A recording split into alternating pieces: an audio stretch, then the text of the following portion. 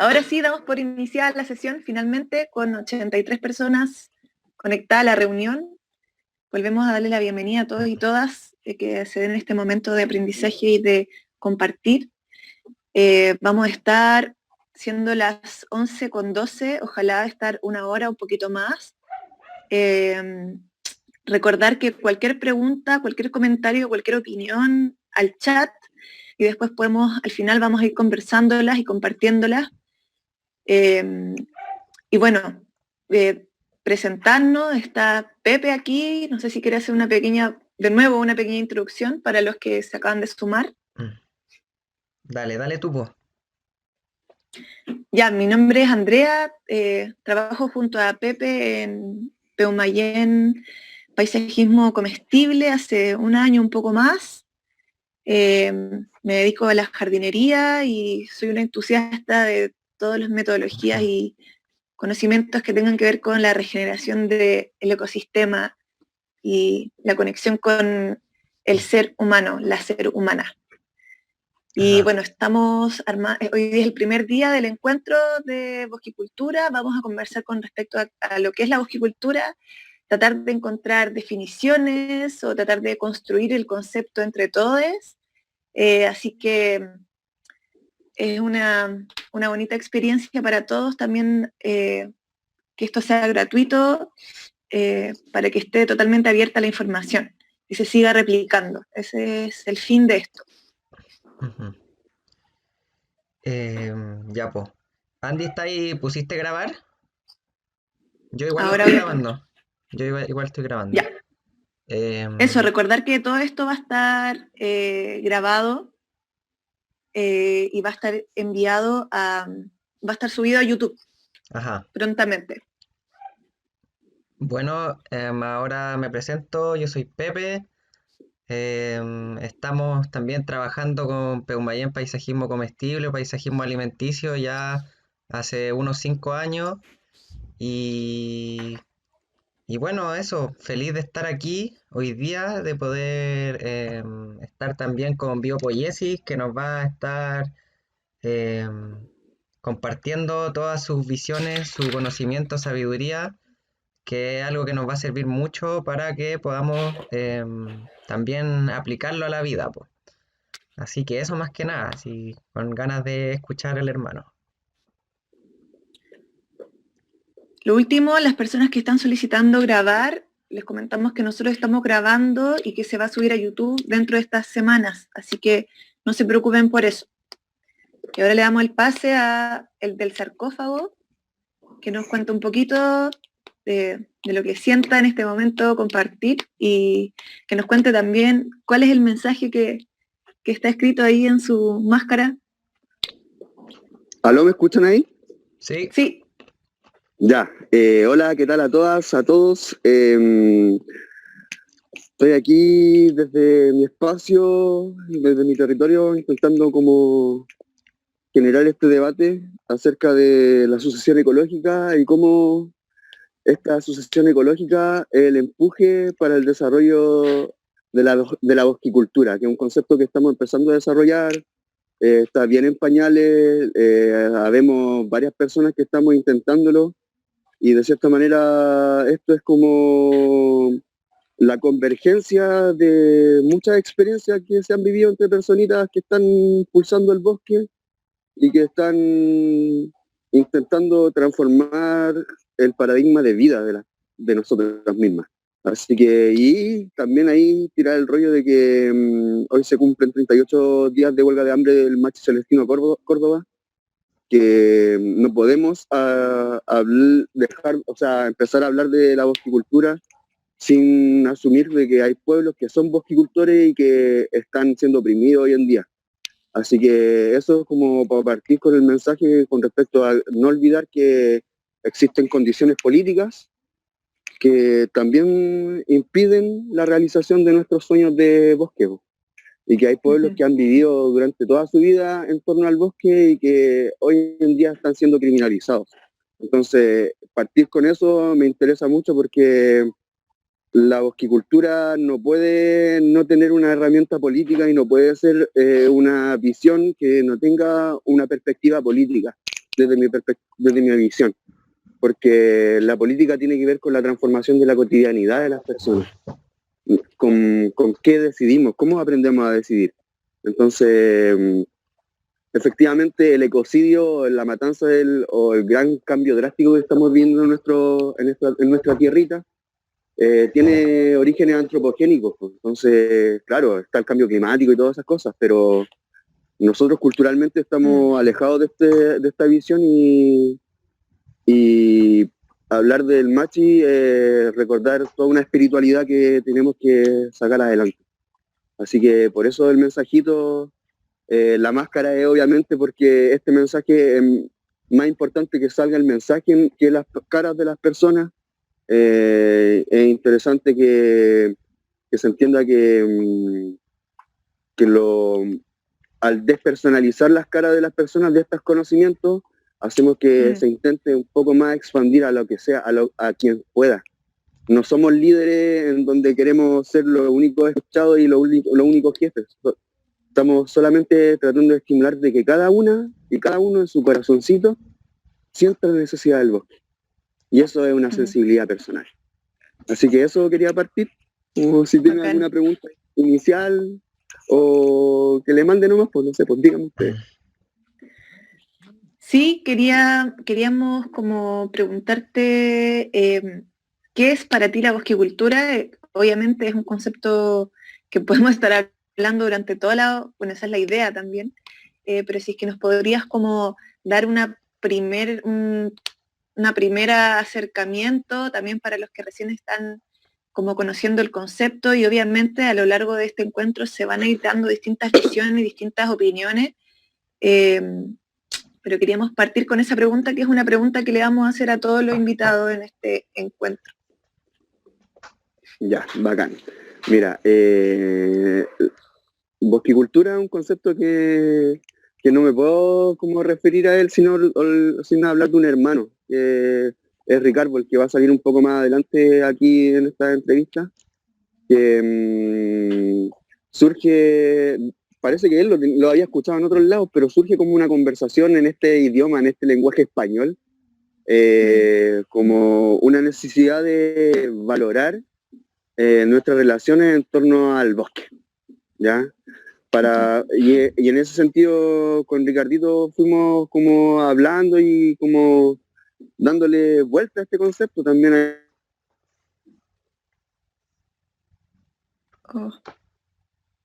Y con la gente de Biorregeneración también le dimos como la bosquicultura, por así como definirlo, el espacio vital que nos permitió a la humanidad en la deriva ecológica del planeta, del nicho ecológico del planeta Tierra, la bosquicultura es el espacio que nos dio la posibilidad de existir. El bosque es el espacio que nos permitió el lenguaje, nos permitió el compartir, nos permitió el observar, y aquí me quiero ir y pasar una visión antropológica antigua y que me apoyo desde la visión de Humberto Maturana, ya también muy interesante leer Humberto Maturana, partiendo ya en su bolón de la autopoiesis y en adelante la biología cultural, el determinismo estructural, muchas cosas que nos hacen ponernos dentro de este nicho ecológico y observarnos como una parte más de él, de esta tierra, ¿ya? Y me gusta llamarlo en femenino porque la mamita tierra nos acoge y no tiene que ver con estructuras patriarcales, ¿ya? Y eso también me gustaría dejarlo claro. Entonces, en ese sentido, la bosquicultura es este espacio vital que hemos tenido las humanas para desarrollarnos como lo que somos hoy en día. Humberto Maturana data a la humanidad hace 3.000 años, o sea, no, 3.000 años, nada, 3 millones de años. ¿Ya? Si ustedes leen El árbol del vivir de Humberto Maturana van a darse cuenta de que él posiciona al Homo sapiens como una especie dentro de esta gran cuna de este gran nicho ecológico de múltiples especies que se desenvolvió en base a las condiciones del nicho ecológico, ¿ya?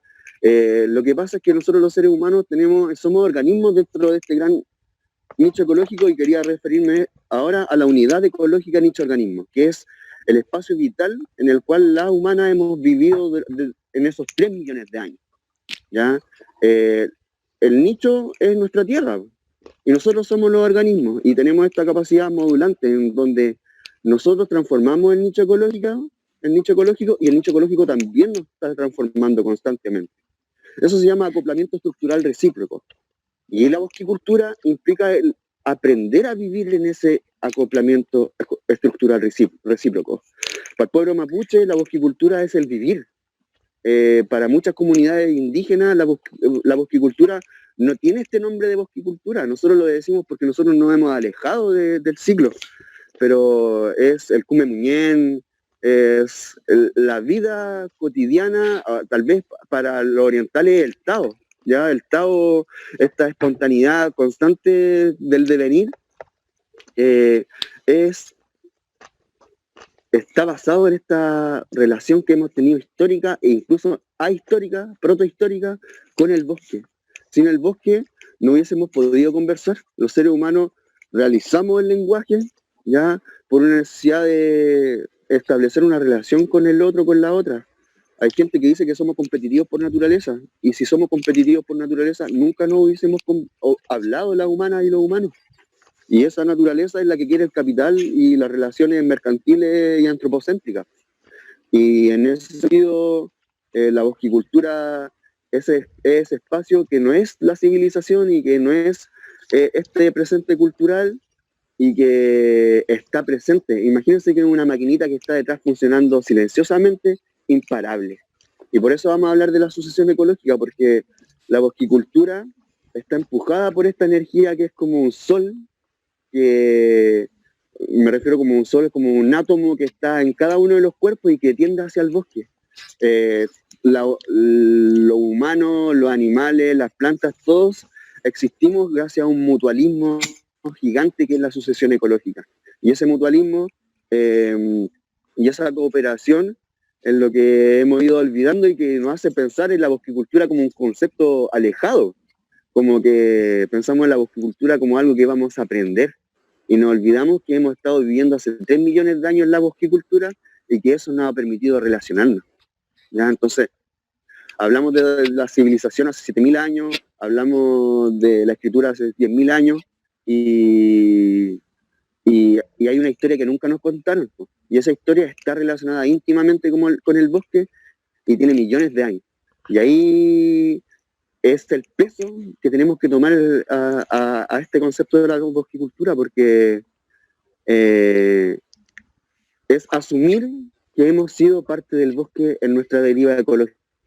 Y claro, muchas veces nos ponemos súper desesperanzadores y vemos que la humanidad de cierta manera está puro embarrándola, está puro cagándola con nuestras prácticas, pero sin embargo no es que nosotros por naturaleza estemos fuera del ciclo.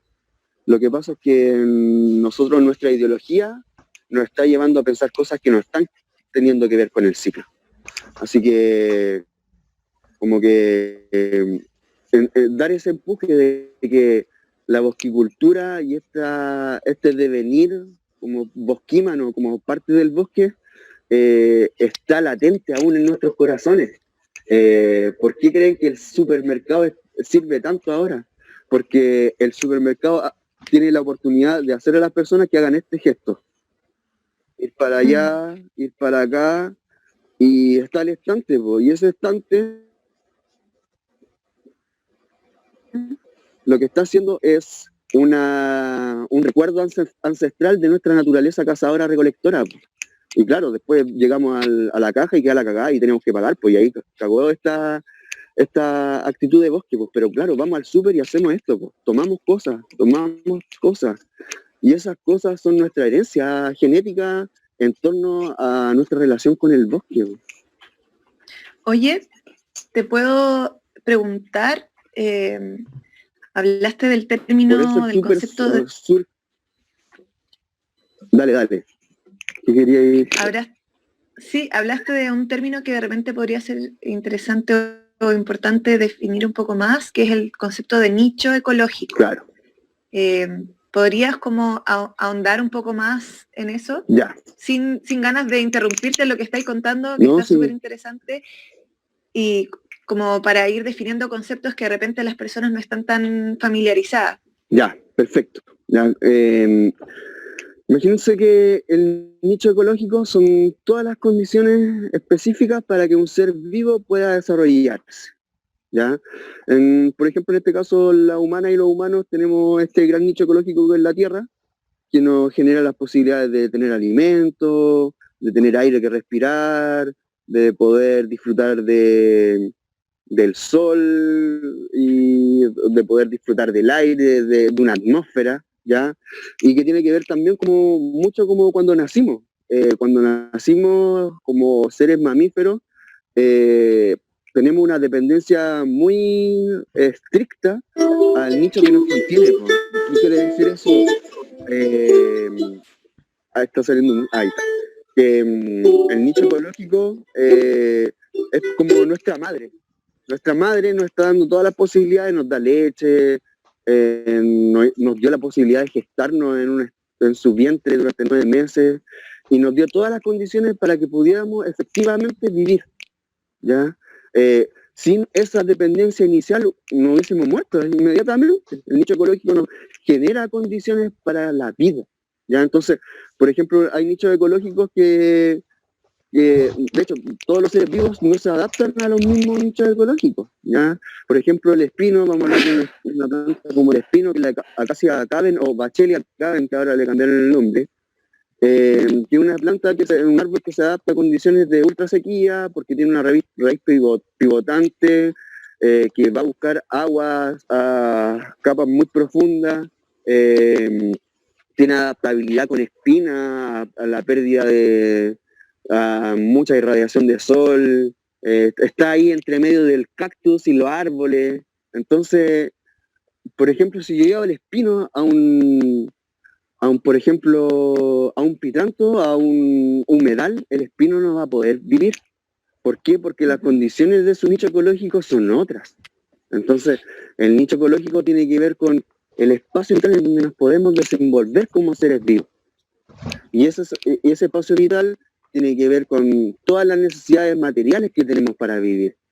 Entonces, el nicho ecológico para la humana y los humanos y siempre va a estar cambiando. Maturana habla de algo que se llama el presente cambiante continuo. Entonces, en ese presente cambiante continuo, el nicho ecológico también se va transformando. Y vemos hoy en día que el planeta está sufriendo unas transformaciones súper drásticas en los últimos 300 años con la industrialización. Y ahí tenemos, claro, responsabilidad la humana y los humanos. Entonces, a eso quería decir en torno al nicho ecológico, son todas las condiciones que tenemos para sobrevivir. Entonces, por ejemplo,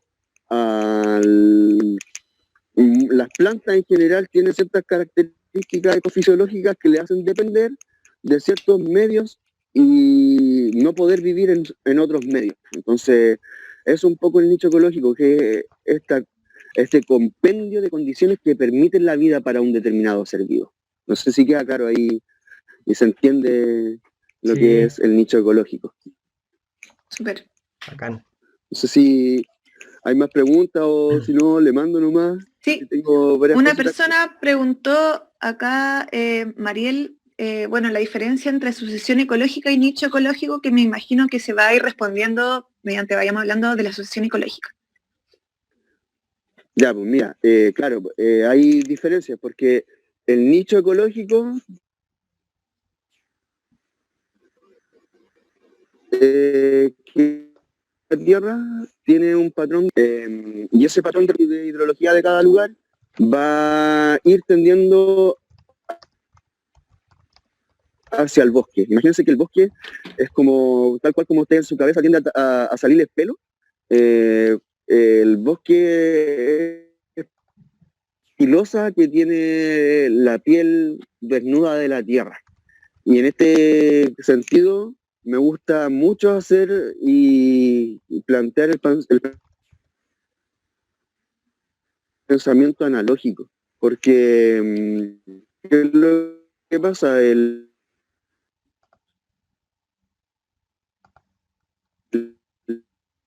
Y con eso fragmentamos de la realidad lo que nos informamos. Por ejemplo, si hablamos de la alcachofa, hablamos de la alcachofa separada de miles de condiciones que le dieron el origen para su vida. Entonces, en ese sentido, la sucesión ecológica pasa a ser como este patrón de autorregulación que tiene el planeta Tierra, ¿ya? Entonces, y que parte sobre todo en lugares donde hubo perturbación. Entonces, la sucesión ecológica puede partir desde diferentes nichos ecológicos. Por ejemplo, cuando se derritió el hielo en las montañas, después de la última de 12.000 años, recomenzó la sucesión ecológica desde la roca desnuda. Y comenzó líquenes, ya, con musgos, ya, y fue gatillando todo un proceso que ha devenido en, ¿ya? Entonces, la sucesión ecológica tiene muchos nichos ecológicos que van a depender de las condiciones de clima del lugar, van a depender de las condiciones de humedad del lugar, de las condiciones edáficas, de suelo del lugar, ¿ya? Entonces, referirnos a que la sucesión ecológica tiene muchos nichos, ¿ya? Y que la sucesión ecológica es este proceso desde el cual la roca desnuda, o después del incendio, o después del cemento, el ecosistema vuelve a armarse y vuelve a cubrirse con pelo y bosque. Entonces, en ese proceso hay algunas etapas que hemos podido interpretar, porque de cierta manera la humana y los humanos estamos jugando a leer este medio ecológico en el cual nos desenvolvemos. Y aquí sale un concepto súper importante que es la ecoalfabetización, ¿ya? La ecoalfabetización es este proceso en el cual nosotros aprendemos a leer el medio que nos contiene, a leer el nicho ecológico, ¿ya? Entonces, nosotros hoy en día, nosotros y nosotras la humana, estamos siendo analfabetos con respecto al espacio en el cual nos desenvolvemos. No sabemos leer, no sabemos escuchar un pájaro que nos diga que viene la lluvia o no, no sabemos mirar en la cubierta boscosa para decir cuál es el clima que viene, no sabemos mirar el cielo y ver una nube y decir ahora va a cambiar el clima, porque en nuestra cultura no tenemos lectura del medio, no hemos aprendido a leer el medio, no hemos aprendido a leer los patrones que tiene la Tierra a nuestro alrededor. Y por ende somos ecoanalfabetos, no sabemos leer. Entonces, la sucesión ecológica es una forma de ecoalfabetizarnos, ¿ya? Obviamente, aquí en la naturaleza no hay leyes estrictas, no existe un ciclo cerrado en el cual nunca hayan cambio, por eso hablamos del presente cambiante continuo. Claro, hace 500 millones de años, 500.000 millones de años, tal vez la Tierra surgió, ¿ya?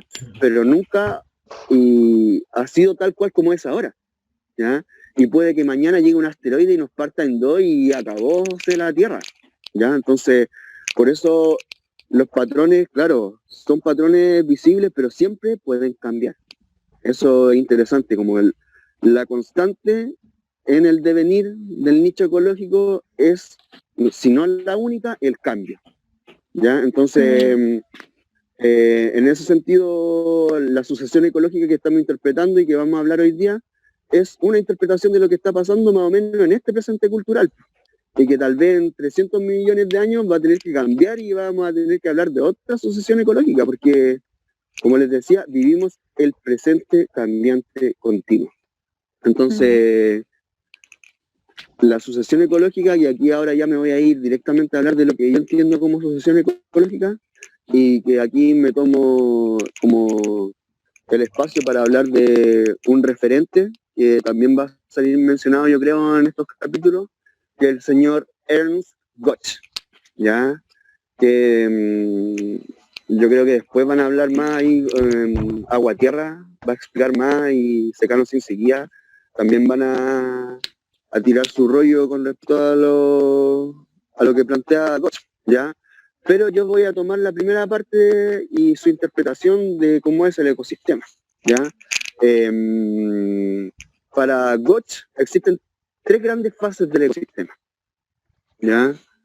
Y que tienen ciertas características de acuerdo a las condiciones de vegetación o de acuerdo a la interacción que tenga el nicho ecológico con la herida que estamos haciendo o que sucede de vez en cuando en el planeta. Porque, por ejemplo, el planeta igual tiene nichos, factores de cambios súper drásticos. Si nosotros miramos hacia la montaña vamos a ver volcanes, ¿ya? Muchos volcanes, ¿ya? Para estos días están pronosticadas tormentas eléctricas y hay rayos. Y los rayos caen al suelo y tienen acción fuego, pues, queman algunas zonas, ¿ya? O por ejemplo hay temblores, terremotos. Todos esos, como esas condiciones son perturbaciones que el ecosistema tiene como contempladas, así como que bajo la perspectiva de Gotch, este planeta Tierra es un gran macroorganismo, ¿ya? Entonces, ese macroorganismo de repente tiene heridas y esas heridas es cuando nosotros dejamos el suelo descubierto. Cuando nosotros descubrimos el suelo, y ahí les voy a mostrar, por ejemplo, ahí que está apretado, hemos pisado a través de ese suelo, ese suelo empieza a apretarse de nicho ecológico que ese suelo tenía, van cediendo y van perdiéndose, ¿ya?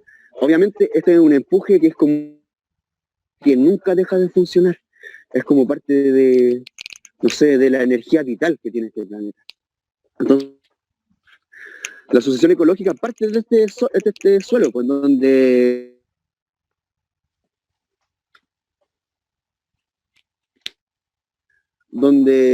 estuvo la roca cubierta con hielo y no pudo sobrevivir nada. Ahí parte la asociación ecológica con la etapa pionera, ¿ya? Etapa pionera o colonización, pero no me gusta decirle colonización porque habla de Colón y no me gusta tanto Colón, ¿ya? Claro, y en la etapa pionera se desenvuelven las condiciones para que el suelo se cubra con una costra, ¿ya? Entonces, si nosotros, no sé, pues vemos alrededor en el cemento, ¿ya? El mismo cemento, vamos a ver que salen musgos según la humedad, pues. Entonces, ¿qué es lo que está haciendo el musgo? Está tratando de pulverizar el cemento, ¿ya? Está tratando de que ese cemento vuelva a ser sustrato, vuelva a ser tierra y se transforme en un suelo que pueda albergar la posibilidad de vida de otros seres que son más exigentes en torno a sus necesidades vitales. Entonces, esta etapa de colonización implica que es la cobertura del suelo, como sea, ¿ya? En algunas, por ejemplo, más hacia el sur, incluso aparecen el helecho o el canelo, pasa a ser un pionero. Acá en la zona central, el clima mediterráneo, podemos ver al espinal mediterráneo, porque según investigaciones, el espinal mediterráneo que nosotros vemos hoy en día en la séptima región, quinta región, no tanto en la quinta, pero más en la sexta, séptima, vendría siendo como una especie de renuevo del bosque y que tiene como especie pionera al espino después de una perturbación que han tenido estos suelos en base al cultivo excesivo de arroz y al monocultivo. Entonces surge la pradera del matorral del espinal como una forma de resiliencia. Y es un concepto muy importante que es la resiliencia, que es la capacidad de un ser vivo de sobreponerse a un estrés, ¿ya? Entonces, las dinámicas del nicho ecológico siempre tienden a la resiliencia y a sobreponerse al estrés, que es una perturbación. Y esa perturbación puede ser humana como puede ser del mismo nicho ecológico, como que en ese sentido los seres humanos igual somos perturbadores. Imagínense que después me voy a ir con eso, ¿ya? Pero en ese sentido la etapa de colonización es lo yermo, Y ahí emergen especies que van a darle cara a eso, Guillermo. Y aquí hablamos de la primera línea. Y es muy como relacionado a todo el proceso social que hemos estado viviendo también, porque la sucesión ecológica tiene una primera línea. Tiene especies que su cuerpo, la muerte de sus cuerpos, o que sus cuerpos, y hay una especie de desapego intrínseco ahí, que sus cuerpos son la posibilidad de vida de los próximos que vengan, ¿ya? Y aquí por eso también todo el rato hablo del pensamiento analógico, porque tal cual como en los procesos sociales que hemos estado viviendo, hay una primera línea en la naturaleza, y esa primera línea tiene que ver con esas especies pioneras, que son las que son capaces de adaptarse al nicho ecológico más pésimo, con las peores condiciones de vida, y poder ser resilientes y poder establecerse para que otras especies después lleguen a poder vivir ahí. Entonces, la sucesión ecológica, y aquí me alargué ya mucho en esta parte, pero tiene que ver con partir en este gatillamiento, en este inicio del ciclo de la vida. Y ese ciclo parte con las especies pioneras y esta etapa pionera. ¿Ya? Entonces, una vez que esa costra se establece sobre el suelo, por ejemplo, también los pastos, las gramíneas son especies pioneras, ¿ya?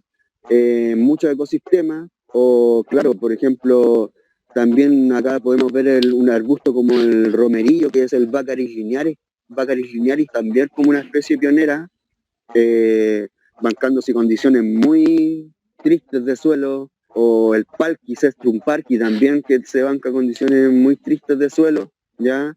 Y que son especies que están empujando a que todo vuelva a iniciarse, ¿ya? Después de esta fase de colonización, ¿no?, o de pionerismo, emergen las especies que van a generar la fertilidad para que el ecosistema se establezca, ¿ya? Y aquí pasamos a la fase de acumulación, ¿ya? La fase de acumulación tiene que ver con que el suelo ya se cubrió y las plantas y las especies que empiezan a desarrollarse ahí empiezan a generar las condiciones de suelo para que otras se puedan establecer, ¿ya? Y aquí en este sentido es súper importante que visualizar de que en esta fase de acumulación está la masa polémica. A ver, un segundito. Hay una polémica muy grande con respecto a la etapa de acumulación que no hemos sabido interpretar y que tiene que ver con las especies exóticas, ¿ya? Y que claro, pues hay varios como muchas contradicciones y resquicios con respecto a la utilización en muchos círculos de las especies exóticas, como la convivencia con todo esto está siendo demonizada. Es como, y está el clásico de los pinos y los eucas, ya como que el pino y el eucalipto hoy en día están moralizados como lo peor, ¿ya? Y ahí como la sucesión ecológica nos enseña a visualizar desde otra perspectiva lo que está sucediendo con el pino y el euca, ¿ya? Referirnos a que hay un problema gigante, que es el monocultivo, ¿ya? No tenemos que, y a partir de eso no tenemos por qué confundir al monocultivo con el eucalipto, que es lo que hemos estado visionando hasta el momento de hoy, ¿ya? Es cierto, si nosotros caminamos y andamos y nos movemos por Chile, por el estado dominado, o sea, claro, por el territorio dominado por el estado de Chile, vamos a ver de que el monocultivo de eucalipto y pino está dejando la mansa embarrada, ¿ya? Pero hay, ojo, el pino no se plantó solo ahí. El eucalipto no se plantó en 7 hectáreas o en 20 hectáreas solito ahí, ¿ya? Y ahí estamos olvidando que es una etapa que no estamos viendo y le estamos echando la culpa al castor, le estamos echando la culpa al lomo, al eucalipto, y no estamos viendo que eso es parte de un ciclo que tenemos que saber dar. Entonces, en la fase de acumulación, el ecosistema va a tratar de como sea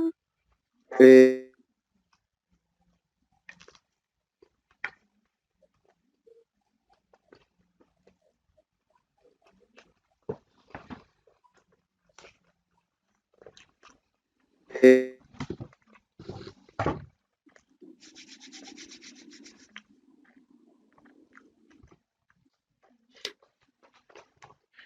¿Estamos pegados? el aromo, bajo las condiciones, se vuelve acaparador, ¿ya? O el aislante, que tiene, en algunos lados dicen que es súper dañino y todo.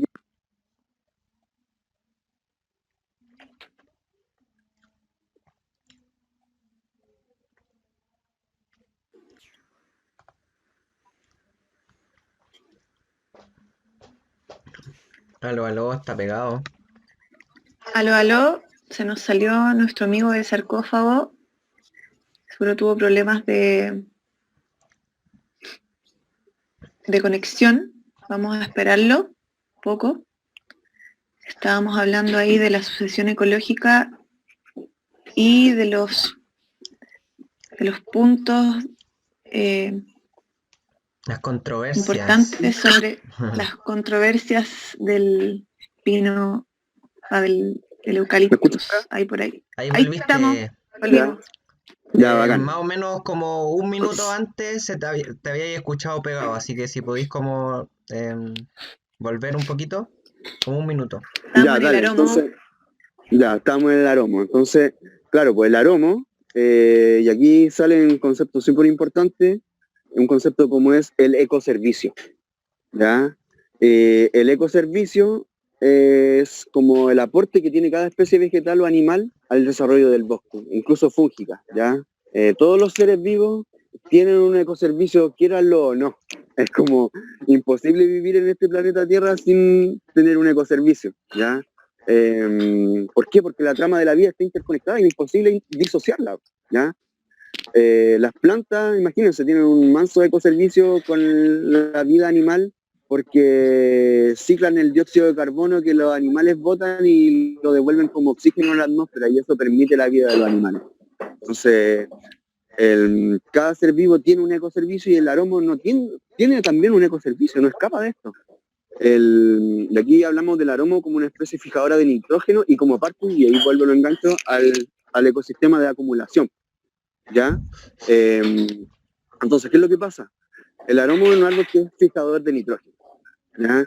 ¿Y por qué es tan importante el nitrógeno para la vida? El nitrógeno es el elemento bioquímico que permite que los seres vivos crezcan y generen tejidos, ¿ya?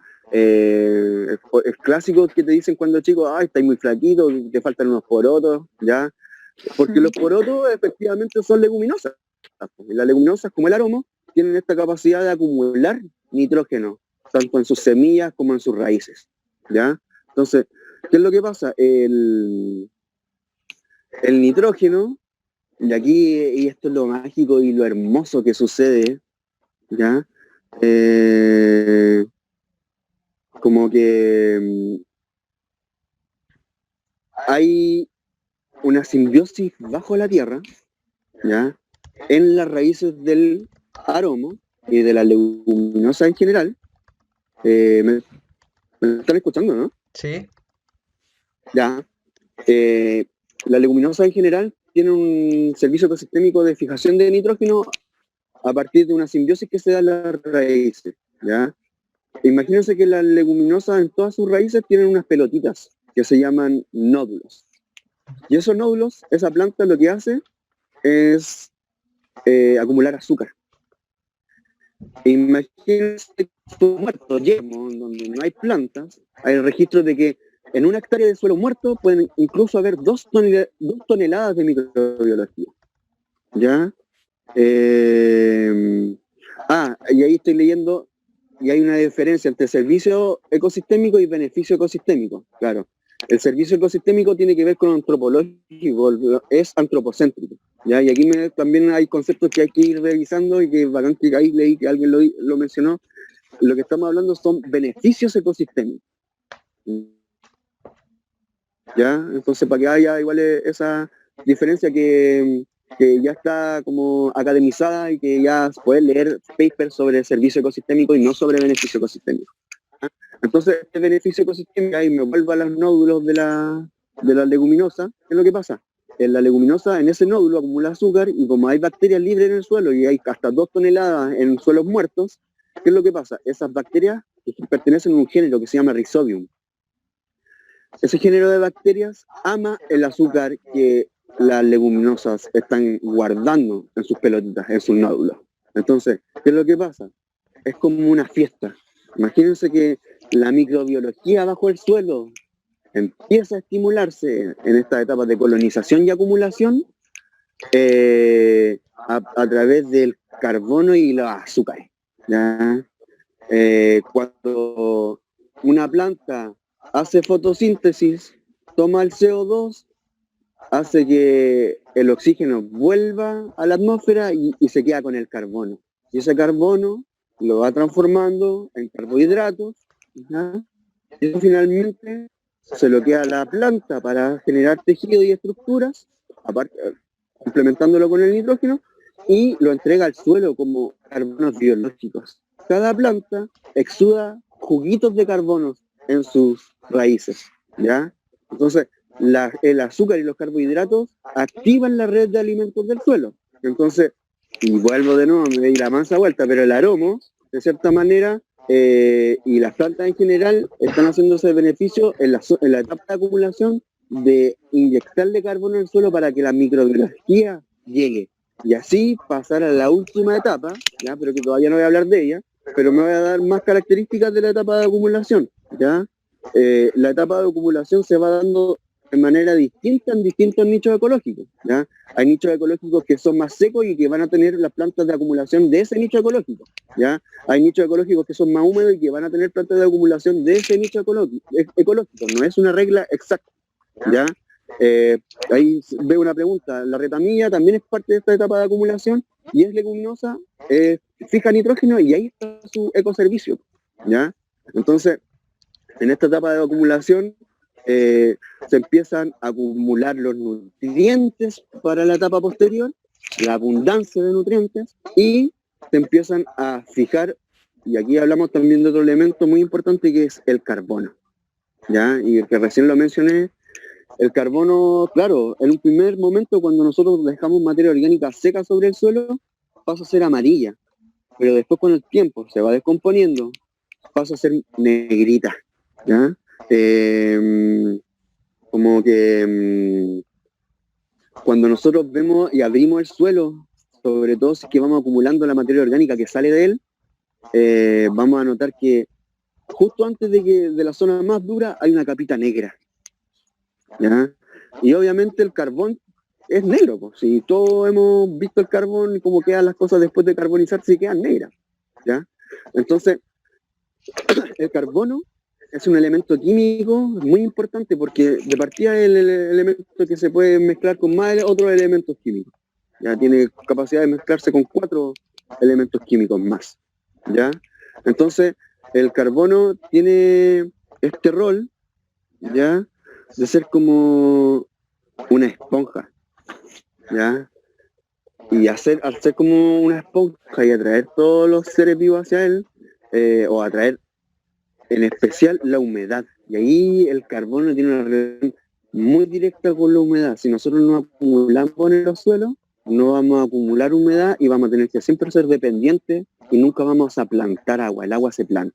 Y el agua se planta gracias a la vida de la etapa de acumulación y gracias a la fijación del carbono en los suelos. Entonces, en la medida que nosotros ingresamos más carbono en el suelo, más retención de humedad tienen nuestros suelos, ¿ya? Entonces, la etapa de acumulación, claro, tiene que ver con todos los nutrientes que se van a disfrutar en la etapa de después, pero también tiene que ver con todas estas condiciones para que la humedad se quede en el lugar. Porque sabemos que el agua es el inicio de la vida. ¿Querías decir algo? No, dale nomás. Ya, dale. Ya. Hay Entonces, algunos comentarios ya, dale. que de repente, justo en este momento calzan bien, preguntan cuál sería el ecoservicio del pino y del eucalipto. Y también, bueno, hay distintas opiniones y comentarios con respecto a lo que es el nicho ecológico, el servicio ecosistémico. También preguntan si es que conoces de plantas endémicas que fijan carbono. Ya. Entonces voy a ir respondiendo algunas. Por ejemplo, el pino y el euca son especies pioneras en sus lugares de origen, ¿ya? Entonces, Ay, me esperan un poquito que se me está descargando el celular. Dale. Dame un segundito. Se me está descargando y lo voy a enchufar. Un segundito. A ver si quieren, ahí pueden decir las preguntas y todas esas cosas. Sí, acá están haciendo más preguntas. Después de producirse los incendios, ¿el sustrato puede acumular más humedad? Preguntan. Alguien pregunta también que se imagina que cada especie pionera difiere dependiendo de la zona geográfica. ¿Qué tan importante es esto? Ya, bacán. Ya, ahora me enchufé. Ya. Estábamos por ejemplo, hablando de el del pino y el pino y el eucalipto. Ya. Eso. Ver que hay especies en la gran comunidad de la vida que tienen este rol de ser especies pioneras, ¿ya? Y el pino y el eucalipto en sus lugares de origen son especies pioneras, ¿ya? Por lo tanto son especies oportunistas, ¿ya? Más que mala o buena, ¿ya? Son especies oportunistas. Viendo las condiciones ecológicas de mal drenaje y pésimas condiciones de suelo, las especies oportunistas se establecen intentando catillar la sucesión ecológica. Y el pino de Monterrey, pino insigne, en su lugar de origen, actúa como especie pionera. Creo que hay investigaciones que hablan que en coníferas también hay fijación de nitrógeno. Acá, por ejemplo, se han encontrado nódulos radicales que todavía no se sabe exactamente de qué son, pero muy parecido a las leguminosas en la Araucaria araucana, ¿ya? Por ejemplo, las podocarpáceas como el mañido de hojas largas, también hay nódulos. He leído muchos papers con respecto al mañido de hojas largas, y en algunos lados dicen que fija nitrógeno, en otros lados dicen que tiene que ver con el fósforo, pero no he leído un paper que tenga la información exacta, ¿ya? Pero sin embargo, y hago esta referencia, que el pino y el euca están ahí, por un lado, ¿ya? Y todas las plantas lo hacen, ya que no lo olviden. Todas las plantas y los árboles en general tienen ese beneficio ecosistémico de fijación de carbono biológico, ¿ya? Eso sí o sí, no hay ninguna planta que no lo haga, ¿ya? O tal vez hay plantas aéreas que tal vez no lo hacen, que como no tienen contacto con el suelo, tal vez no lo hagan, pero igual hacen fotosíntesis, ¿ya? O plantas como la Cuscuta chilensis, que por ejemplo no hace fotosíntesis, que es amarilla, tal vez podría poner en duda su fijación de carbono, ¿ya? Pero de cierta manera los seres que respiran hacen esta fijación de carbono, ¿ya? Entonces, por un lado, el pino y el euca obviamente están haciendo este ecoservicio o beneficio ecosistémico, y no, como vuelvo a mencionar que voy a dejar de decir servicio ecosistémico y voy a hablar de beneficio ecosistémico, ¿ya?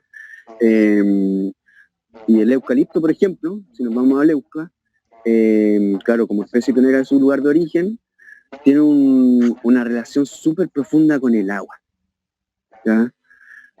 Claro, si nosotros plantamos 7.000 hectáreas de eucalipto, obviamente el eucalipto tiene una especie que está en una mirtácea relacionada con el agua.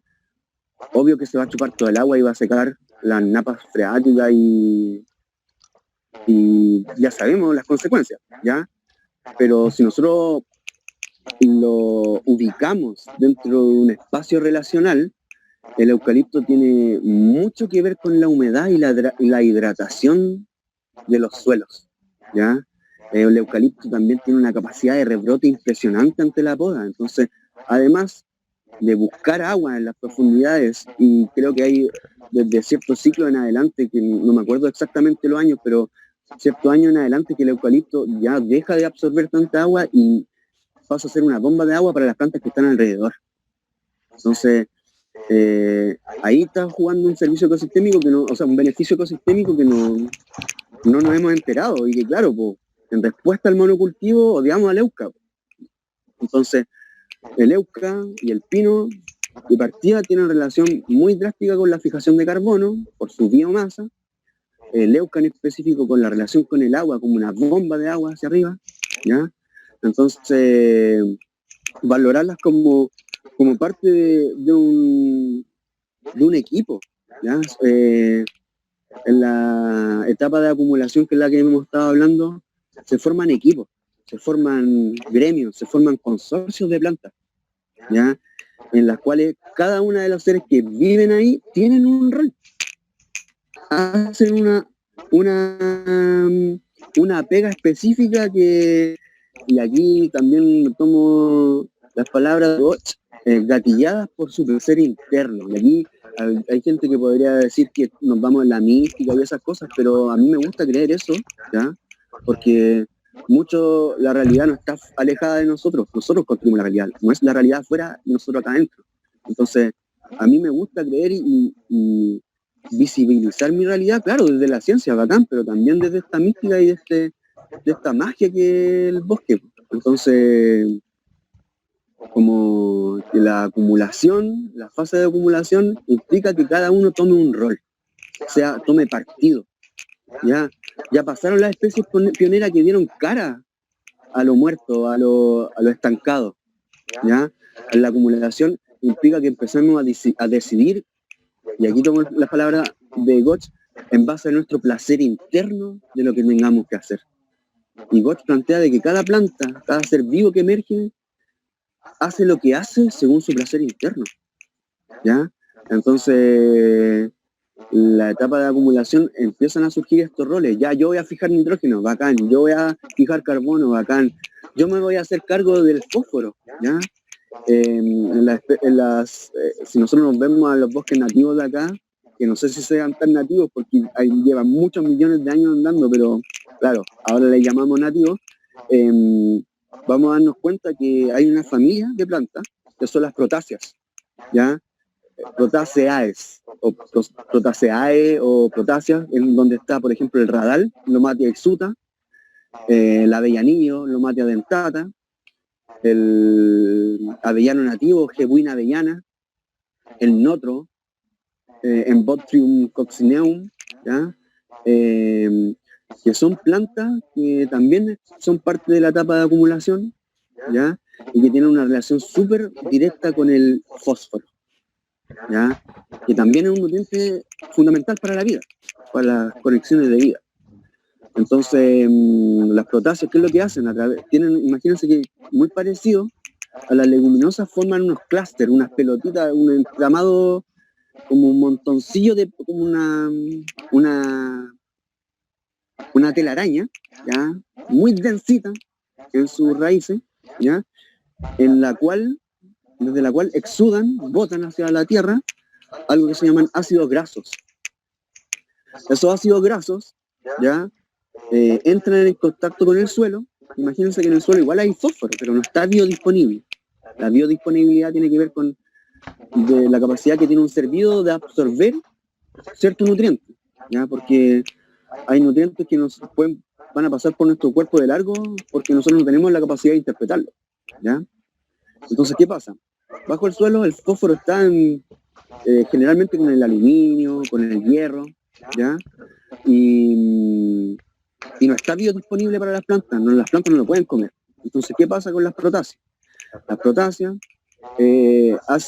exudan estos ácidos grasos y hacen que este fósforo que está con estas moléculas de aluminio y de hierro se disuelva y quede libre. Y ese fosfato, ahora cualquier otra planta puede ir a buscarlo y puede ir a comerlo, ¿ya? Entonces eso es un ecoservicio que tienen las protáceas, un beneficio ecosistémico, y que son parte de la etapa de acumulación, ¿ya? Que es la que juega para la última fase. Ya, no sé si hay más preguntas para seguir con la etapa que sigue. ¿Ya? Hay varias preguntas y opiniones. Yo propongo que podemos seguir porque también están preguntando, por ejemplo, cuánto demoran las especies pioneras en dar paso a la siguiente sucesión. Ya. ¿Respondemos a eso? Sí, démosle. Ya, mira, ¿cuánto demoran? Eso relativamente va a depender, claro, de las condiciones del nicho ecológico y el lugar específicamente, pero muchas veces, por ejemplo, lo podemos ver me gusta leer el caso del Ailanthus altísima. Por literatura, Ailanthus altísima tiene una expectativa de vida de 50 a 70 años. ¿Ya? Claro, es la especie carnaza, es invasora, así como que la gente, oh, es lo peor y todo, ¿ya? Pero ¿qué pasa? Una vez que se establece la Ailanthus altísima, da el espacio y el nicho, genera el nicho ecológico para que otras plantas puedan establecerse. Entonces, en ese sentido, los años de ese árbol, de expectativa de vida, nos están diciendo más o menos cuánto demoraría en este clima la etapa de colonización, ¿ya? Porque muchas veces, claro, hay árboles que son especies de acumulación, o sea, de colonización o de pionera, ¿ya? En la cordillera tenemos aquí el ciprés de la cordillera, por ejemplo, Austrocedrus chilensis, que es a la vez especie pionera y a la vez especie clímax, porque puede llegar a los 1200 años, ¿ya? Entonces, como les decía, no hay reglas generales y tan establecidas, pero generalmente la etapa de colonización tiende a ser hasta que se cubra el suelo totalmente. Cuando se cubrió el suelo totalmente, y ahí podemos decir que terminó la etapa de colonización. Ya cuando se cubrió el suelo con sea lo que sea. Y cuando ya se empezó a desarrollar en adelante, ahí ya pasamos a la etapa de acumulación. ¿Ya? Entonces, el tiempo es relativo a cada lugar, ¿ya? Pero sin embargo, yo lo dataría según esa condición de que se cubrió el suelo totalmente, ¿ya? Entonces, y ahí empezaría la etapa de acumulación y empezaría toda esta fiesta nutricional por darle vida al bosque. No sé si respondo un poco más la pregunta, o si tienen más preguntas. Sí, ahí respondiste, sería bacán que pasáramos quizá a la fase que viene después y a ver si alcanzáis también a hacer la analogía en vivo y en directo con las plantitas, alguna situación que nos podáis mostrar, porque ya ha pasado más o menos una hora, pero yo no estoy apurado, o sea, no sé si están apurados, pero la idea es que igual como que cumplamos más o menos con el tiempo, pero dale nomás. Ya, entonces voy a cerrar ya como con la última etapa, ya que es la etapa que soñamos. Y aquí está el sueño y el espacio que hemos hablado, que hemos vivido y en donde se ha desarrollado la bosquicultura y la humanidad en general. Que es la etapa de abundancia, chiquillas. La etapa de abundancia en donde la etapa de acumulación ya hizo la pega y los seres vivos que vivieron en la etapa de acumulación hicieron toda la pega de disponer nutricionalmente todos los nutrientes. Imagínense que el humus es la materia orgánica muy muerta, en donde casi todos los nutrientes están biodisponibles. Y es cuando vamos al bosque, cuando vamos a ver la araucaria, el coimillo, cuando vamos a ver los guay y los gualos a la cordillera de la séptima región, cuando vamos a ver al Queule, ¿ya? Cuando vemos que el bosque está súper denso y no podemos pasar, en donde estamos cubiertos con árboles y no podemos ni siquiera ver el suelo, o sea, el cielo, y además tampoco vemos el suelo, ¿ya? Porque está lleno de hojas, de ramas, y ahí es el espacio en donde viven los pájaros y la humanidad tiene su espacio ahí. Somos animales que necesitamos mucha nutrición para poder sobrevivir, así como que tal cual como un chimpancé, tal cual como un elefante. Estamos ahí y vivimos en ese espacio vital porque el bosque dispone de frutos para que podamos sobrevivir, ¿ya? Claro, hay zonas en donde no ha habido bosque y el humano se ha como replegado a ser solo cazador. Y ahí yo creo que como que nos fuimos en otra volada con la humanidad, ¿ya? Pero el espacio vital en donde hemos emergido como especie hablante y comunicante y lenguajeante, yo estoy convencido que es este lugar de abundancia que es el bosque, ¿ya?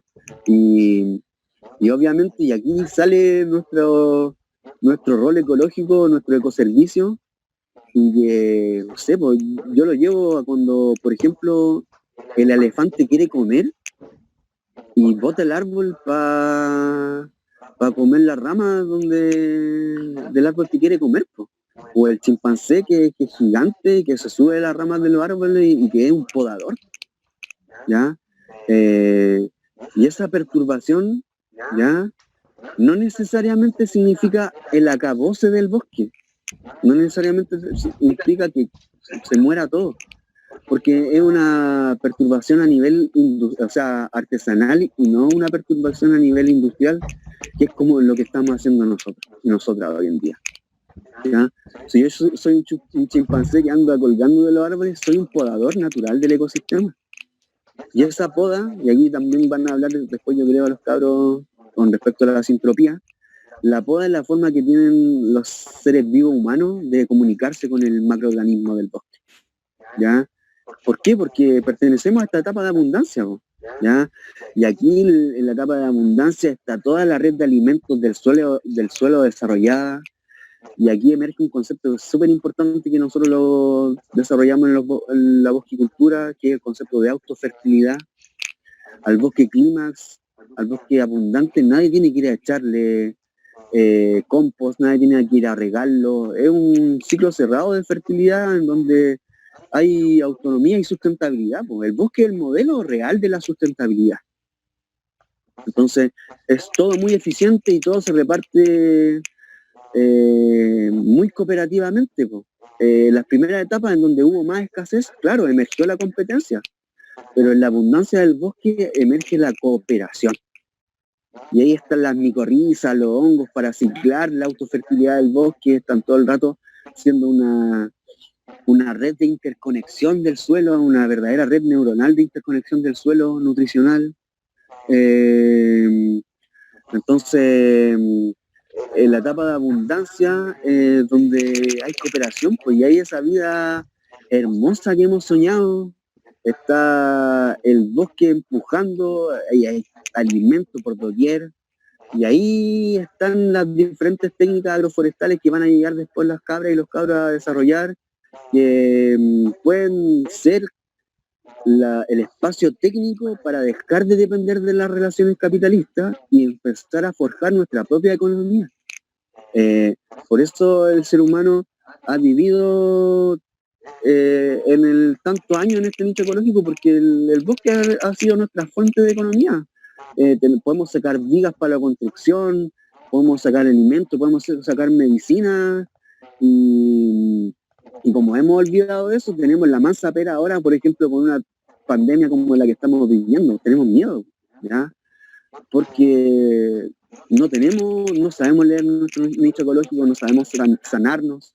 Entonces, el bosque y su etapa de abundancia es algo que nosotros podemos gatillar, chiquillos, chiquillas, y eso quiero que se convenza. Las y los seres humanos tenemos un rol de ecológico de propagación del bosque y tiene que ver con nuestra transformación política, asumir nuestro rol político ecológico de que somos propagadores del bosque y que el lugar que nos pertenece es el bosque. Entonces, y eso, las cabras y los cabros que hablan de las técnicas después que vendrán, van a hacerse cargo de entregarnos las herramientas para darnos cuenta que efectivamente podemos solucionar toda nuestra vida gracias al bosque. Y hay muchas culturas que lo han hecho y que lo han desarrollado. Así que eso, hablar de la abundancia, de la última etapa, obviamente la etapa de abundancia no dura para siempre y siempre van habiendo perturbaciones, o se va a caer un árbol y va a generar un nicho nuevamente de mucho sol, y va a reactivarse nuevamente toda la sucesión ecológica, pero esta vez va a ser un poco más fértil que la sucesión anterior, que llevó a que ese árbol se cayera. ¿Ya? Entonces, también entender que el bosque también tiene cambios. Si cae un rayo, el bosque clímax va a cambiar drásticamente y puede que se queme un poco, pero obviamente las fuerzas de la sucesión van a reactivarse y va todo a emerger como lo hermoso y la magia del bosque. Así que no sé, ahí si se ha reflejado un poco si hay más preguntas en cuanto a estas tres grandes fases de la sucesión ecológica, y que, claro, ahí alguien está hablando de la resiliencia, nuestro planeta es resiliente, resiliencia pura. Y ese es el mensaje, levantarnos y nos vamos a caer siempre, así, el bosque se cae siempre. Lo importante es que aprendamos a ver esa dinámica que es la resiliencia, que es a superar estos problemas que nunca van a dejar de ocurrir. Así que eso, pues, démosle a las preguntas, que ya llevamos más de una hora, no sé qué les parece. Buena, se ha escuchado todo muy clarito. Por lo menos aquí también me quedó muy claro y hay hartas preguntas de las personas. Por ejemplo, hay una que dice, ¿dónde está? ¿Cómo la solución es la reducción de la población o no? Dice, porque ¿cómo lo podemos hacer para vivir tantas personas como naturalmente en los bosques con esta sobrepoblación? Entonces, a él mismo se respondió, creo, o Michelle dice, la solución es la reducción de la población, ¿o no? O sea, una en parte es que empecemos a hacer las vasectomías a los chiquillos y dejemos de propagarlo. O sea, eso es una postura política que tenemos que empezar a tomar de partida. También no pensar que la ciudad no va a ser un bosque. La ciudad puede efectivamente llegar a ser un bosque, ¿ya? De hecho, yo creo que esa es la gran tarea que están haciendo y que estamos haciendo, que es que reverdecer este nicho ecológico que está en la ciudad, que está buscando por todos lados restablecerse. Por eso vemos plantas rompiendo el cemento a cada rato. Pero sí, yo creo que una de las soluciones es la población en las ciudades, ¿ya? Como empiece a tomar el rol de que el bosque puede emerger también en las ciudades. El otro día veía feliz tu video, Pepito, ahí de su jardín ahí en su casa en Santiago, y es maravilloso ver como un espacio tan feo como la ciudad se está empezando a generar abundancia, ¿sabes?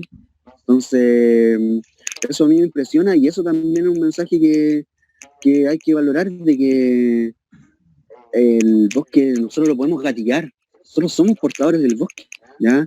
Y puede ser en el campo, nosotros con la asociación ecológica, entendiendo la asociación ecológica, vamos a tener un patio de 5x5 y vamos a tener 20.000 hectáreas, y la lógica es la misma, la lógica regenerativa es la misma. Entonces, no sé, pues, yo en mi postura intentar como ser vivo, bajar desde mi linaje, intentar no repropagarme más, y si los que quieran propagarse, vaganse, que se propaguen, pero que sean conscientes de que el nicho ecológico tiene una sobrecarga, ¿ya? Y esa sobrecarga es importante entender de que nuestra propagación así indefinida genera plagas. Las plagas son propagación indefinida demográfica de una especie por sobre las demás. Y claro, muchas veces son temporales, ¿cachai? Como que nosotros como seres vivos tenemos que también entender que una plaga de un bichito en nuestro huerto es temporal, es parte de un ciclo de acumulación, ¿ya? Pero también estamos pegados en esta noción humana de hace muchos años de propagarnos infinitamente, y que también es, no sé, dejo el cuestionamiento. Yo no estoy dando la respuesta, ¿ya? Las personas, en este momento específico, yo no soy la fuente de la respuesta, y tampoco me interesa ser un ejemplo moral para alguien, ¿cachai? Como lo que me interesa es que las personas se hagan preguntas. Como, más que yo dar la respuesta específica, es que las personas se hagan las preguntas para entender de nuevas maneras y de transformando, ¿no? Que no sacamos nada con no transformarnos en este camino. Es urgente transformarnos, e inevitablemente vamos a transformar radicalmente nuestro espacio. Así que si hay más preguntas también ahí. Hay hartos comentarios, bueno, ¿Cómo se plantea la bosquicultura ante las políticas forestales? ¿De qué manera se puede incidir a través de alguna estrategia de manejo, nuevas políticas, implementación de nuevos servicios? Entendiendo que la lógica mercantil del sistema político chileno tiene como eje estructural el crecimiento económico disfrazado de desarrollo sustentable. Perfecto. Ya, mira. Y aquí también está el ejemplo del bosque. Y lo decía adelante, en la etapa de acumulación surgen estos consorcios, estos gremios. Claro, gremio es una palabra que tradujimos desde guild en inglés, que lo aprendimos desde la escuela inglesa de bosques comestibles, ¿ya? Y claro, pero gremio acá en este lado está pisado en conceptos como muy de derecha, ¿ya? Pero también Gotch habla de consorcio, ¿ya? Y en esos consorcios naturales, cada una de las especies que emergen tienen su rol. Entonces, yo en mi caso no tengo la respuesta de cuál sería el roce con la política estatal, porque a mí me gusta el hacer, claro, cuestionarme las cosas, y en ese hacer prefiero el bosque que ir a meterme a darle cara a un congresista e intentar convencerle de que el bosque es la solución a los problemas, ¿ya? Pero también entiendo que haya gente que pueda asumir otro rol dentro de este consorcio que tenga que ver con darle cara a esas instancias, ¿ya? Como que vivimos en un sistema jurídico, político, estatal, que tiene exigencias y que va a depredar si es que nosotros no nos tomamos partido, nos van a pasar encima, si así están, nos están pasando encima nuestras voluntades desde la clase política, y tiene que haber personas que surjan tomando su rol en el nicho ecológico, dando cara ahí. Entonces, yo puedo conversar con esas personas, y esas personas después pueden traducir esas visiones a instancias mucho más formales, ¿ya? Yo en mi caso, imagínense, estoy con una máscara y soy lo menos formal del mundo y no voy a ir a hacer ese cambio de paradigma, pero implica que la gente que se siente llamada a hacerlo, que lo haga, por favor, que lo haga. La gente que son abogados, que tienen profesiones, los arquitectos, es importante que se descalcen de su rol social dentro de la industria mercantil, y que visionen y que se hagan cargo de enfrentar a las instancias gubernamentales y plantear este mensaje que voy a traducir yo ahora, que va a decir agua tierra, que va a dejar de decir secano sin sequía, o que va a decir huelemu, que muy poco probable que esas personas vayan a sentarse al Congreso a decirle que hay que cambiar a la forma de uso del suelo, ¿ya? Pero sí hay gente que tiene la capacidad, que tiene la experticia, que tiene la profesión, y que va a tener que hacerse cargo de traducir este mensaje. Y ahí cada uno tiene que tomar un rol, y ese rol, querámoslo o no, es político, no partidista, no es UDI, no es RN, no es PC, no. Es un rol que tiene que ver con nuestra postura política de regeneración del bosque. Entonces, no sé si hay más preguntitas, no sé si eso respondió. Hay varios comentarios. Sí, hay varios comentarios. Creo que también sería muy bacán, no sé si tenéis ganas como de mostrarnos alguna como analogía de todo lo que hemos hablado en tu jardín, o ya también finalizamos con las preguntas aquí adentro, pero a ver, igual yo quedé con las ganas así de ver alguna plantita, no sé. Ya, mira, es que me encantaría, pero ¿sabéis qué? Mi celular tiene un 1% de batería, y si lo desconecto se me va a apagar. Ah, ya, todo bien. ¿Cachai? Está todo bien. ¿Cachai? Al principio, De seguro lo vamos a poder ver en Huelemo y en otros lugares también in situ, y también invitar a las personas a que observen su alrededor y que se pregunten dónde está, en qué etapa de la sucesión está lo que ellos están viendo, en qué etapa de la sucesión está el diente de león, en el cemento, en qué etapa de la sucesión, y que nos vayamos haciendo preguntas, integrando estos conceptos y aprendizaje. bacán. ¿Qué otra preguntita surge? O ya vamos cerrando, díganme ustedes. Bueno, voy a leer algunos comentarios, que hay muchas personas dando su opinión, está súper interesante el diálogo acá por el chat. Eh, Había una persona que había comentado más arriba, acá, reflexión de la conversación, Sinara. Sinara, estamos muy también agradecidos y agradecidas acá de tu aporte en el chat. Pone, como humanos necesitamos un nicho específico que hemos dejado fuera de nuestra manera de vivir. Y este nicho sería este bosque comestible que necesitamos para alimentarnos. Ahora bien, hay muchas otras especies en la Tierra que necesitan de otros nichos. Entonces es necesario cuestionarse también dónde estoy, con qué otras especies convivo y de qué manera convivir en nuestros nichos. Por ejemplo, si comienzo a hacer mi bosquicultura en el norte de Chile, estoy desplazando especies que no tienen el mismo nicho. Claro. Igual lo que está pasando hoy en día es que las asociaciones ecológicas están estancadas, ¿ya? Y aquí de nuevo emerge esta dicotomía nativo-exótico. El Quillay, que hace 300 años podía, bajo las condiciones del suelo mucho más bacanes que existían, llegar a vivir 100 años, no puede hacerlo hoy en día. ¿Por qué? Porque las condiciones del suelo han fallado, han caído, han decaído. La nutrición que soportaba que ese árbol pudiese establecerse todos esos años, ya no está, ¿ya? Y que ha ido generando el ecosistema. ¿Y qué es lo que hace? Porque no olvidemos que hay aves migratorias y seres vivos que constantemente están rompiendo incluso las barreras climáticas. No sé, pues en Juan Fernández está la cagada con el maqui, creo, ¿ya? Porque a pesar de ser una especie nativa, ¿ya?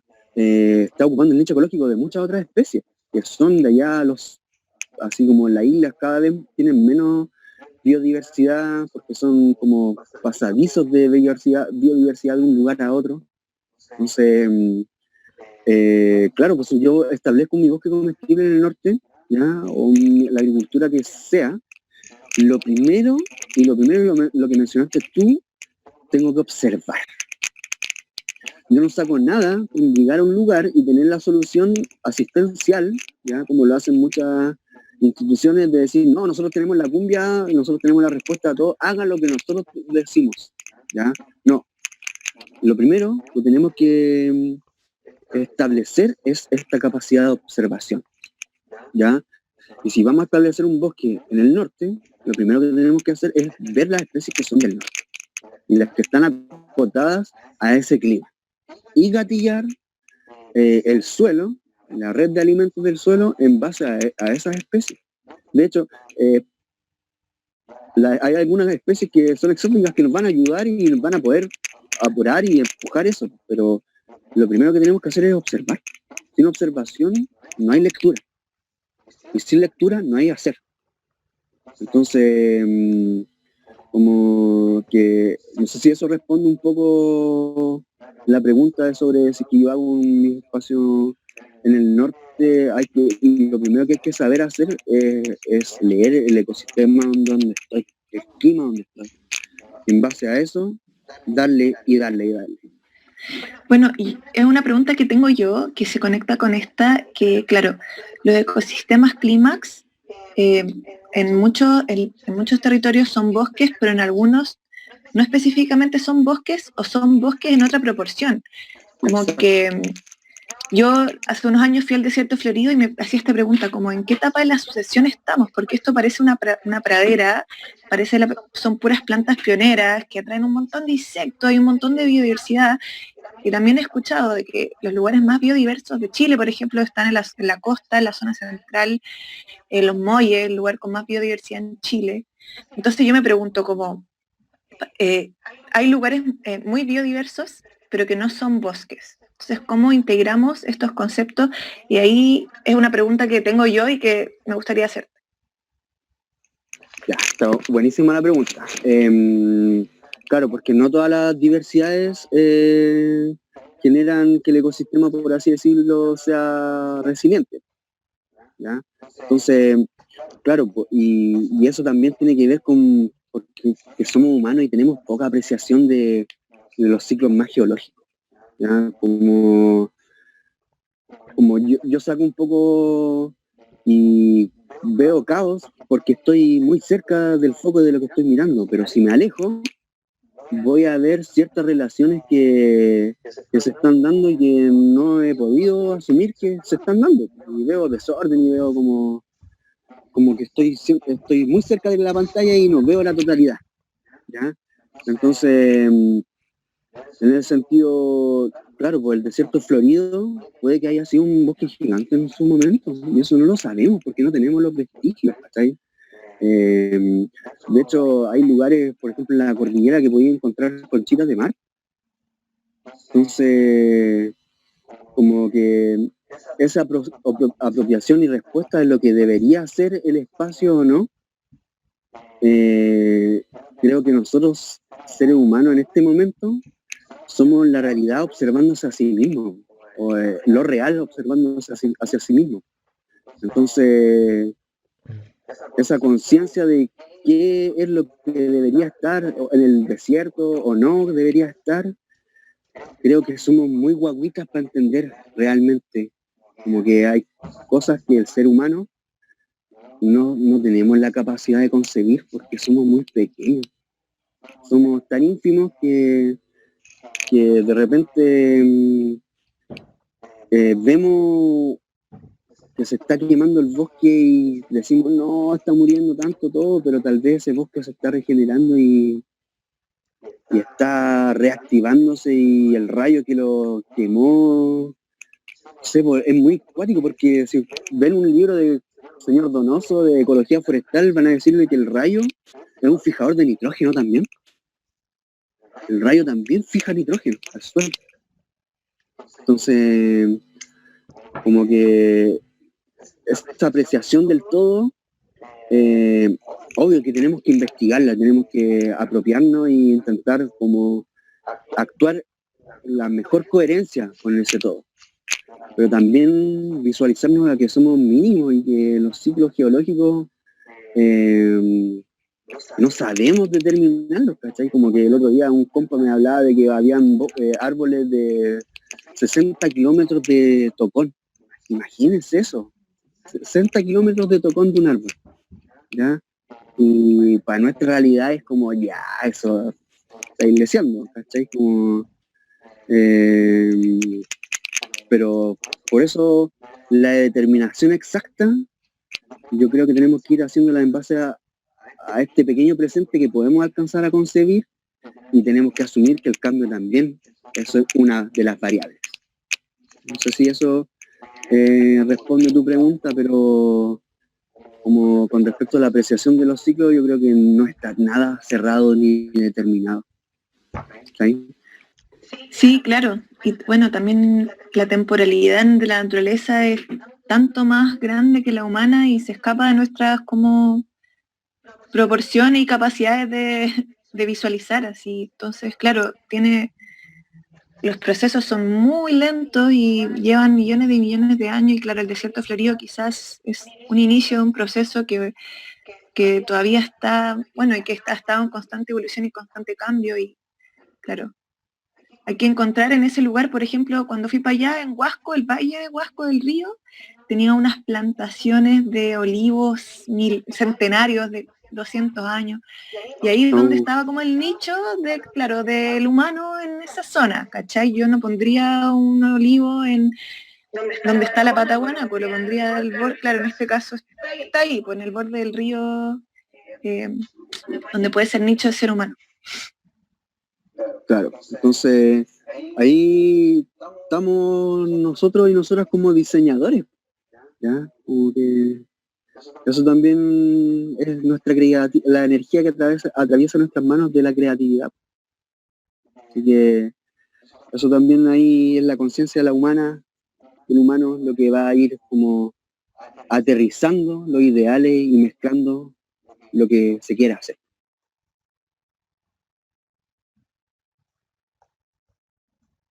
¿Aló? Ajá, bacán. Creo que ha sido muy... Puta, Galaxia prendió la aspiradora, parece. Entonces, Hoy las personas están muy felices, han agradecido mucho aquí. Bueno, tú también puedes ver el chat. Y claro, pues, bueno, ustedes ya lo han dicho mucho, como que lo que vemos es solo como un fragmento de miles, millones de años, y es solo como un inicio y un final a la vez, entonces no podemos determinar todos los espacios solo por lo que vemos, pues entonces, como tú lo decías, y el Mm, presente cambiante continuo no para, pues así que no, como no estructurarse solo por lo que uno está mirando y sentirse parte del hábitat, sentirse parte del nicho ecológico, caminando en beneficio de todos los seres y no solamente del ser humano y la ser humana, pues así que está muy, muy, muy bonito todo mm. lo que nos compartiste, es como qué hermoso partir así este día.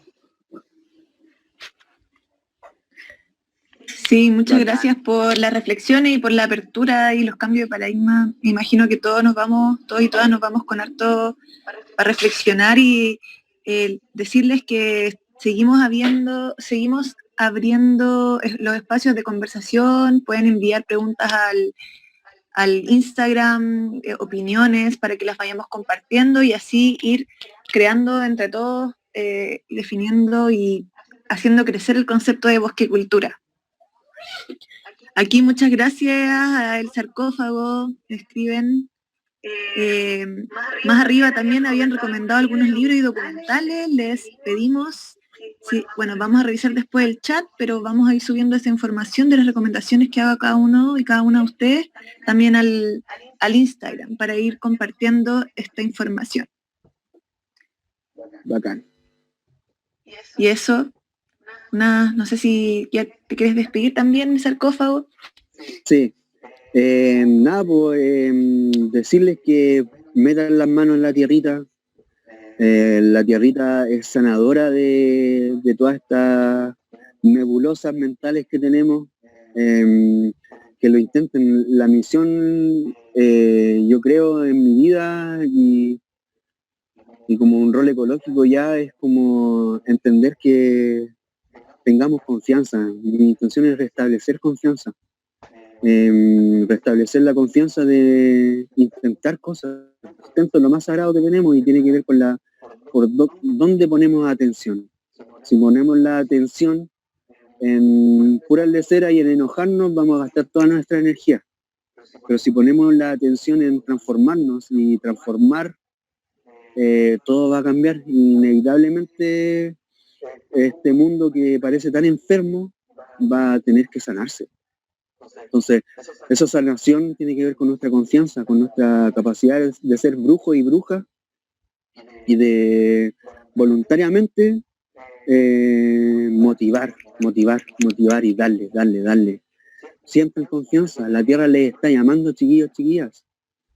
Tenemos que despabilar, tenemos que transformarnos. Así que eso, invitarle ahí que nos sigan por las redes, allá yéndolo más banal y más de la tierra, que sigan las redes. Yo voy a estar constantemente subo información ahí a biopoiesis, bajo alimenticia, que sigan también a las compas y a los compas que están dándole a esto, y que no se queden todo el día en el celular, sino que vayan a plantar efectivamente y que estas ideas que nos estamos pasando vayan a ponerse en la tierra. Y también recomendar que participo en un programa, un podcast que se llama Plantas y Punk, que también ahí pueden escuchar, que también estamos constantemente tirando información por la regeneración ecosistémica y social. Esto no se trata solo de poner plantitas y de generar bosque, también implica tomar nuevas decisiones políticas y todo. Así que eso, pues, cabros, de todo corazón, enciendan sus llamas de corazón y denle al bosque.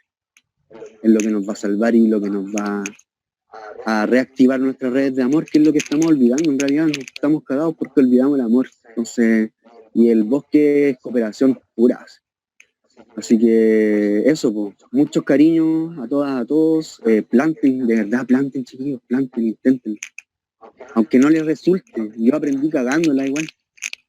no tengan miedo, no tengo miedo, así como, de verdad, el miedo es la herramienta que nos están haciendo tener en contra y si se equivocan y no les resultó una semilla y no les resultó una patilla, filo, a la otra les va a resultar, va a depender de su grado de amor. Así que eso, pues, muchos cariños a todas y a todos y me despido. Ajá. Así que bonita vida, bonito día, como dijo Biopoiesis, planten, planten y planten. Cualquier plan que hagan podría ser bonito o no, pero lo más bonito es poder plantar una planta, ver cómo crece, eso sí que da entusiasmo, da confianza para seguir para adelante, así que ahí la semilla que tengan, del árbol que tengan, no tengan miedo de la especie, no piensen que es invasora, la única invasión es el miedo en los corazones, así que pónganle bueno ahí a plantar y para adelante. Así que nos vemos mañana. Chao, chao. Bien, gracias. Ahí todo.